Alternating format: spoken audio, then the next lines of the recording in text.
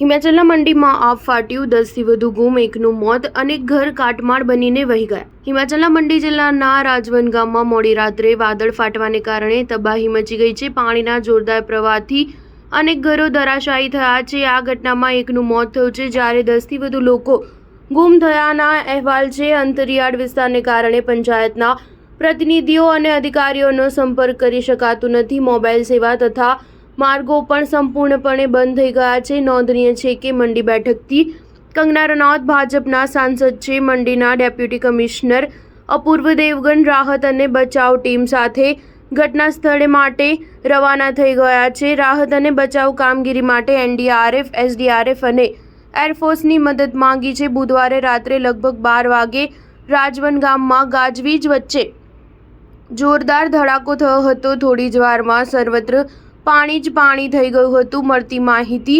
વહીવટીતંત્ર રાત્રિમાં જ સંપૂર્ણ સક્રિય બની ગયું હતું. જિલ્લા વહીવટીતંત્ર દ્વારા શૈક્ષણિક સંસ્થાઓમાં આજે રજા જાહેર કરી છે. ભૂસ્ખલનને કારણે પઠાણકોટ મંડી નેશનલ હાઈવે પણ સ્થળોએ બ્લોક થઈ ગયો છે. અહીં વાહનોની લાંબી કતારો લાગી છે. ઉલ્લેખનીય છે કે કેદારનાથમાં ભયાનક ભૂસ્ખલનની ઘટના બાદ હવે કુલ્લુમાં પણ આગ ફાટવા અને ભયાનક ભૂસ્ખલન થયાની ઘટના સામે આવી છે, જેના લીધે વિનાશના દૃશ્યો સર્જાયા છે. સૌથી વધુ નુકસાન અહીં નિરમંડ ઉપમંડલના બાગીપુલ વિસ્તારમાં થયું છે.